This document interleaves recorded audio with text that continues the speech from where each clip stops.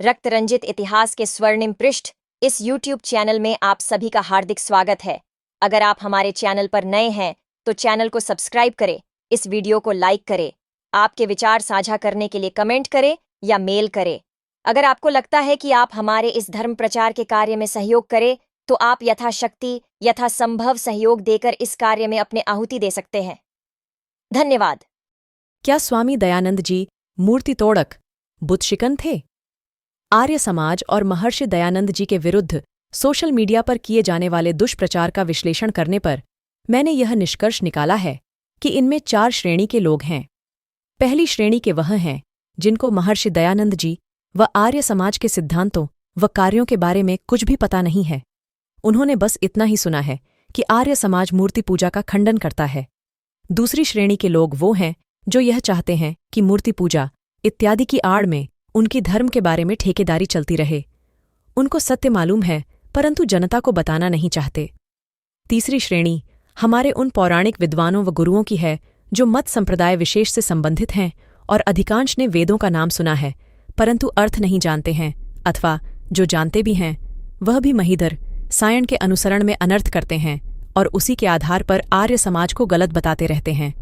चौथी श्रेणी के नई पीढ़ी के वे लोग हैं जो किसी भी तरीके से सोशल मीडिया पर प्रसिद्धि प्राप्त करना चाहते हैं। उन्हें सत्य झूठ से कुछ लेना देना नहीं होता, बस सनसनी फैलानी होती है। एक संस्कृत प्रहसन है कि व्यक्ति को कपड़ा फाड़कर, मटका फोड़कर, गधा चढ़कर, जैसे भी हो दुनिया में बस प्रसिद्धि प्राप्त करनी चाहिए। ऐसे भी अनेक लोग सोशल मीडिया पर आर्य समाज पर आक्षेप करते रहते हैं। एक वीडियो तथा कुछ पोस्ट मैंने भी देखी। एक वीडियो की शुरुआत में किसी पुस्तक का एक पृष्ठ पोस्ट किया है जिसमें लिखा था कि स्वामी दयानंद जी ने बनारस में 100 के आसपास मूर्तियों को तोड़ा था। स्वामी दयानंद जी मूर्ति पूजा के बहुत विरुद्ध थे। केवल मुगल ही नहीं बल्कि स्वामी दयानंद भी मूर्ति तोड़क थे। किसी ने प्रश्न किया है कि मूर्ति पूजा में क्या हानि है, उससे किसी की हत्या होती है। स्वामी दयानंद जी एक रिफॉर्मर थे, उनको मूर्ति पूजा से क्या परेशानी थी? सबकी अपनी एक शैली होती है इत्यादि। लोगों ने उनकी रिपोर्ट की थी और अंग्रेज जज ने महर्षि दयानंद के अनुयायियों की ज्यादा संख्या से डरकर उनको छोड़ दिया था। इन आक्षेपों गप्पों का सप्रमाण उत्तर इस प्रकार है: मूर्ति तोड़क गप्पाष्टकम। ये वीडियो बिल्कुल असत्य पर आधारित है, इसमें अणुमात्र भी सच्चाई नहीं है। वीडियो बनाने वाले को स्वामी दयानंद जी के बारे में कुछ पता नहीं है, न उसे सनातन धर्म के बारे में, न ही उसे आर्य समाज के बारे में कुछ जानकारी है। इसका सबसे बड़ा प्रमाण यह है, इस वीडियो में उन्होंने कहीं भी यह नहीं बताया कि जिस एक पृष्ठ को वह दिखा रहे हैं कि बनारस में महर्षि दयानंद जी ने 100 मूर्ति तोड़ी थी, वह किस पुस्तक का है, किसने लिखा है, किस सन का है, ये उन्होंने कहीं भी नहीं बताया है। स्वामी दयानंद जी द्वारा बनारस में 100 मूर्ति तोड़ने के सफेद झूठ को प्रमाणित करने का एक अकाट्य प्रमाण प्रस्तुत है। आर्य समाज द्वारा महर्षि दयानंद जी की 200वीं जयंती सन 2024 में मनाई जाएगी। हमारे माननीय प्रधानमंत्री श्री नरेंद्र मोदी जी बनारस से ही सांसद चुने गए हैं। 12 फरवरी सन 2023 को माननीय प्रधानमंत्री जी ने इंदिरा गांधी इंडोर स्टेडियम नई दिल्ली में 2 वर्ष तक भारत सरकार द्वारा चलाए जाने वाले कार्यक्रमों का ज्ञान ज्योति पर्व नाम से उद्घाटन किया है।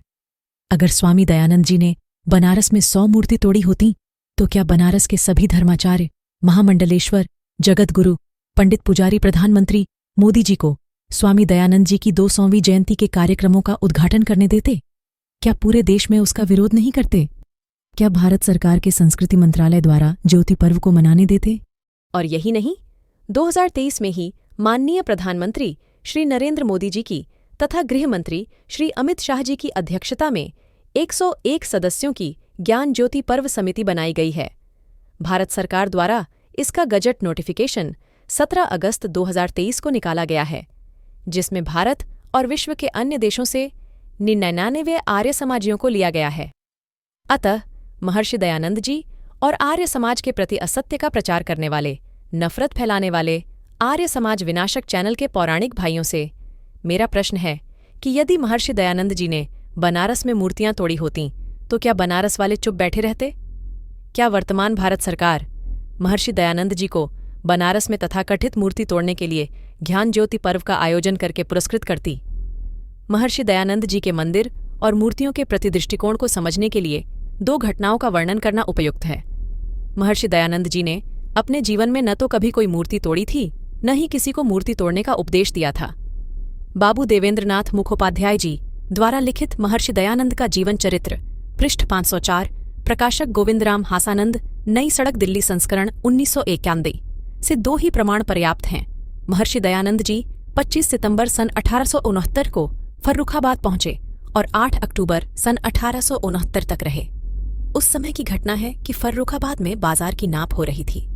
सड़क के बीच में एक मड़िया थी जहां लोग धूप दीप जलाया करते थे। बाबू मदन मोहन लाल ने स्वामी दयानंद जी से कहा कि स्कॉट साहब आपको बहुत मानते हैं, उनसे कहकर मड़िया को हटवा दीजिए। स्वामी दयानंद जी ने उत्तर दिया कि म्पामी, मेरा काम लोगों के मन मंदिरों से मूर्तियां निकलवाना है, ईंट पत्थर के मंदिरों को तोड़ना नहीं है। आर्य समाज विनाशक चैनल के इस वीडियो में कही गई बात के झूठ होने का इससे बड़ा क्या प्रमाण हो सकता है कि स्वामी दयानंद जी तो 15-20 ईंटों की एक मड़िया तक को भी हटाने के खिलाफ थे। तब मंदिरों की मूर्तियां तोड़ने का तो प्रश्न बिल्कुल ही अनुचित है। और आर्य समाज का इतिहास प्रमाण है कि किसी भी आर्य समाजी ने आज तक कभी किसी मंदिर को नुकसान नहीं पहुंचाया, कभी कोई मूर्ति नहीं तोड़ी, बल्कि इसके विपरीत जब भी कहीं पर हिंदू मंदिर पर कोई मुसीबत आई तो आर्य समाजियों ने जान पर खेलकर हिंदू मंदिरों व मूर्तियों की रक्षा की, चाहे कोलकाता में जकारिया स्ट्रीट में शिव मंदिर हो या जयपुर हाईकोर्ट में मनु महाराज की मूर्ति हो, और अभी वर्तमान में जो काशी विश्वनाथ और ज्ञानव्यापी मस्जिद का विवाद चल रहा है उसके एक पक्षकार सोहनलाल आर्य हैं। दूसरा उदाहरण, जुलाई 1859 से सितंबर 1859 तक स्वामी दयानंद जी कानपुर में थे। वहीं की घटना है कि पंडित गुरु प्रसाद और प्रयाग नारायण ने कैलाश और बैकुंठ नामक 2 मंदिर बहुत रुपया लगाकर बनवाए थे। स्वामी दयानंद जी ने कहा कि आप लोगों ने लाखों रुपया व्यर्थ खो दिया। इससे तो यह अच्छा होता कि आप कान्यकुब्ज कन्याओं का, जो 30-30 वर्ष की कुमारी बैठी हैं, उनका विवाह करवा देते, या कोई कला कौशल का कारखाना खोल देते, जिससे देश और जाति का भला होता। महर्षि दयानंद का जीवन चरित्र, पृष्ठ 107। इससे भी स्पष्ट है कि महर्षि दयानंद जी की मूर्ति पूजा के प्रति क्या भावना थी। वे देश और जाति की उन्नति का ही विचार रखते थे।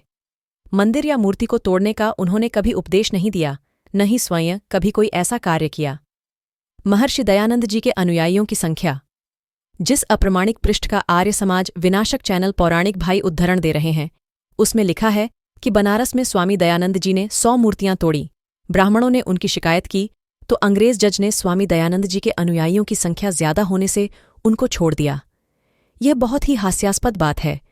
जो अंग्रेज भारत पर 250 वर्ष तक राज करते रहे, 1857 की क्रांति में भारतीयों से नहीं डरे, वह महर्षि दयानंद के अनुयायियों से डर गए।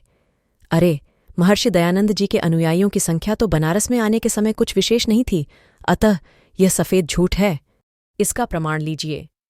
16 नवंबर 1859 को महर्षि दयानंद जी और काशी के पंडितों के बीच दुर्गा कुंड बनारस में शास्त्रार्थ होना निश्चित हुआ था। काशी के शिरोमणि 27 पंडित, बनारस के हजारों लोगों और साथ में वहां के राजा ईश्वरी प्रसाद जी के साथ आ रहे थे। स्वामी दयानंद जी के सेवक बलदेव ने कहा, महाराज, राजा और पंडितों के साथ सहस्रों की भीड़ है, हम तो अकेले हैं।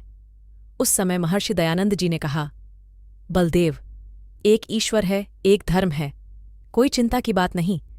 क्या उनके अनुयायियों की संख्या बनारस में रहने वाले, मूर्ति पूजा करने वाले हिंदुओं से भी ज्यादा थी?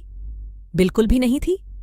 पंजाब के अंग्रेज अधिकारी ओडवायर ने अपनी पुस्तक India as I knew it में लिखा है कि यह बात गौरतलब होनी चाहिए कि पंजाब में आर्य समाजियों की संख्या 1907 ईस्वी में हिंदुओं की कुल संख्या के 5% से भी ज्यादा नहीं है।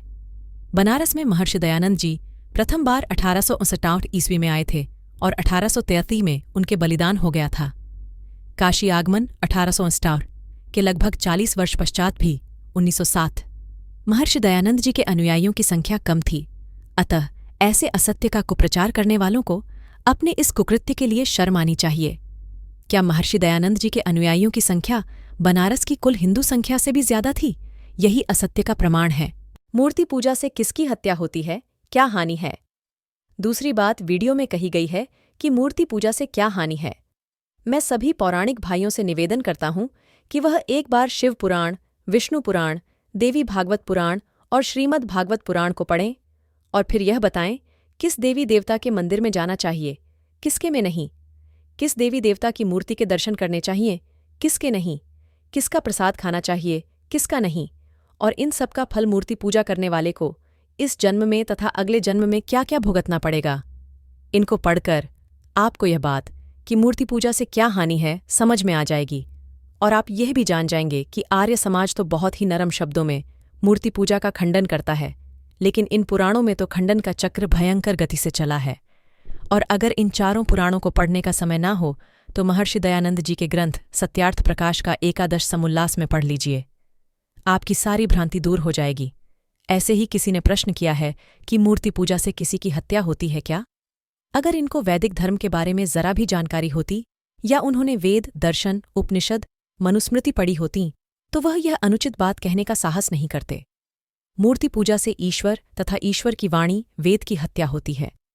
ईश्वर की आज्ञा है कि केवल ईश्वर का ही ध्यान, उपासना व स्तुति करनी है। मूर्ति पूजा से इस सनातन सिद्धांत की हत्या होती है। यजुर्वेद 26:2 में लिखा है कि न तस्य प्रतिमा अस्ति, अर्थात परमात्मा की कहीं भी कोई मूर्ति नहीं है, तस्वीर नहीं है। अतः मूर्ति पूजा से ईश्वर की इस आज्ञा की हत्या होती है, क्योंकि मूर्ति पूजक व्यक्ति सारी सृष्टि को रचने वाले परमेश्वर को छोड़कर मनुष्य द्वारा बनाई गई मूर्तियों को परमेश्वर मान करके उनकी पूजा, परिक्रमा, भोग, स्नान, वस्त्र पहनाना, धूप दीप करना इत्यादि कृत्यों में लग जाते हैं। अतः मूर्ति पूजा सत्य की हत्या है, और जो असत्य है वही पाप है, जो असत्य है वही अधर्म है। हमारे पौराणिक भाइयों को यह भी नहीं पता कि चारों वेदों में, चारों उपवेदों में, 6 दर्शनों में, 11 उपनिषदों में, मनुस्मृति में प्रक्षेप रहित वाल्मीकि रामायण में व महाभारत में और भगवद गीता में भी कहीं मूर्ति पूजा शब्द ही नहीं है। इसी तरह इन ग्रंथों में कहीं भी हिंदू शब्द नहीं है, केवल आर्य शब्द ही है। सबसे बड़ी बात यह, मूर्तियां जो बनाई गई हैं वह अवतारवाद के सिद्धांत पर बनाई गई हैं, अर्थात ईश्वर मनुष्य व पशुओं का शरीर धारण करता है, अवतार लेता है। यजुर्वेद के 40वें अध्याय के 8वें मंत्र का अर्थ है, वह परमात्मा सब में व्याप्त, सबका अंतर्यामी, सर्वोपरि विराजमान है। वह कभी शरीर धारण व जन्म नहीं लेता, जिसमें छिद्र नहीं होता, नस नाड़ी आदि के बंधन में नहीं आता। लेकिन वेदों की बात तो छोड़िए, भगवद गीता में भी कहीं अवतार शब्द नहीं है। परमात्मा का क्या नाम है, उसकी पूजा उपासना कैसे करें, इस बारे में गीता के 8वें अध्याय का श्लोक संख्या 12-13 देखिए। उसमें योगेश्वर श्री कृष्ण क्या कह रहे हैं? सर्वद्वाराणि संयम्य मनोहृदि निरुध्यच मूदन्याधायात्मन प्राणमास्थितो योगधारणाम ओमित्येकाक्षरम ब्रह्म व्याहरणमामनुस्मरण य प्रयाति त्यजन्देहम स याति परमाम गतिम। सब इंद्रियों के द्वारों को रोककर तथा मन को हृदय देश में स्थिर करके फिर उसे जीते हुए मन के द्वारा प्राण को मस्तक में स्थापित करके परमात्मा संबंधी योग धारणा में स्थित होकर जो पुरुष एयुएम इस एक अक्षर रूप को स्मरण करता हुआ और उसके अर्थ स्वरूप मुझे निर्गुण ब्रह्म का चिंतन करता हुआ शरीर को त्याग कर जाता है, वह पुरुष परम गति को प्राप्त होता है। इस श्लोक में श्री कृष्ण जी ने कहीं भी किसी मूर्ति की बात नहीं की, घंटे घड़ियाल की बात नहीं की, धूप अगरबत्ती की बात नहीं की, दीपक जलाने की बात नहीं की, और सबसे बढ़कर उन्होंने कोई राधे राधे कृष्णा कृष्णा जपने की बात नहीं की। उन्होंने स्पष्ट ओम नाम के ध्यान करने की बात की। मूर्ति पूजा से योगेश्वर से कृष्ण जी के गीता ज्ञान की हत्या होती है और उसके ज्ञान की हानि होती है। कृष्ण जी के गीता में दिए गए इस पूजा के प्रकार को केवल महर्षि दयानंद जी ने ही अक्षरशः पालन किया है। प्रमाण के लिए देखिए, सत्यार्थ प्रकाश के 7वें समुल्लास में महर्षि दयानंद जी लिखते हैं कि जब उपासना करना चाहे तब एकांत शुद्ध देश में जाकर आसान लगा प्राणायाम कर, बाह्य विषयों से इंद्रियों को रोक, मन को नाभि प्रदेश में व हृदय, कंठ, नेत्र, शिखा अथवा पीठ के मध्य हाड़ में किसी स्थान पर स्थिर कर अपने आत्मा और परमात्मा का विवेचन करके परमात्मा में मग्न होकर संयमी होवें। इसी प्रकार श्रीमद् वाल्मीकि रामायण में देखिए श्री राम जी किस प्रकार परमात्मा का ध्यान करते थे। श्रीमद् वाल्मीकि रामायण बालकांड 33वां श्लोक। कौशल्या सुप्रजा रामपूर्वा संध्या प्रवर्तते उत्तिष्ठ नरशार्दूल कर्तव्यम देवमाहनिकम। अर्थात रात्रि व्यतीत होने पर आर्षि विश्वामित्र ने राम से कहा, हे कौशल्या नंदन राम, प्रातःकालीन संध्या का समय हो रहा है। हे नरशार्दूल, उठो और नैतिक कर्तव्य संध्या और देवयज्ञ करो। देखिए, आर्षि विश्वामित्र जी ने श्री राम से यह नहीं कहा, उठो शिवलिंग की पूजा करो या शिवजी की मूर्ति की पूजा करो या किसी ने अन्य मूर्ति की पूजा करो। उन्होंने राम को संध्या और यज्ञ करने का आदेश दिया और श्रीराम ने पालन किया। संध्या वेद मंत्रों के द्वारा परमात्मा की प्रार्थना, उपासना, स्तुति करने को कहा जाता है और हमारे अधिकांश हिंदू भाइयों को इसका पता भी नहीं है, इसलिए उनको मूर्ति पूजा में कुछ भी गलत दिखाई नहीं देता। अतः मूर्ति पूजा क्यों अनुचित है, इसका इससे बड़ा प्रमाण और क्या है। 16 नवंबर सन 1859 को काशी के दुर्गा कुंड में महर्षि दयानंद जी और काशी के पंडितों के बीच इसी विषय पर शास्त्रार्थ हुआ था। क्या वेदों में मूर्ति पूजा है? काशी के पंडित पुष्टि में एक भी प्रमाण नहीं दे पाए थे, और यही नहीं, इसके बाद भी महर्षि दयानंद जी काशी कई बार गए और हर बार काशी के पंडितों को वेदों में मूर्ति पूजा दिखाने की चुनौती दी, पर काशी का कोई पंडित उनकी चुनौती को स्वीकार करने आगे नहीं आया। महर्षि दयानंद जी ने सत्यार्थ प्रकाश में मूर्ति पूजा की अनेक हानियां लिखी हैं। मूर्ति पूजा के कारण ही भारत देश में यज्ञ करने की परंपरा समाप्त होती चली गई। मूर्ति पूजा से हानि का सबसे ज्वलंत प्रमाण यह है, किसी भी विशेष पर्व पर लाखों की भीड़ मंदिरों में जाती है। वहां होता क्या है? वे केवल मूर्ति के दर्शन करते हैं, जय घोष करते हैं, हाथ जोड़ते हैं, प्रसाद चढ़ाते हैं और आगे बढ़ जाते हैं। किसी मंदिर में कोई भी पुजारी उनको सनातन वैदिक धर्म के बारे में, उसके सिद्धांतों के बारे में, आत्मा परमात्मा, मुक्ति इत्यादि चीजों के बारे में कुछ भी नहीं बताता है।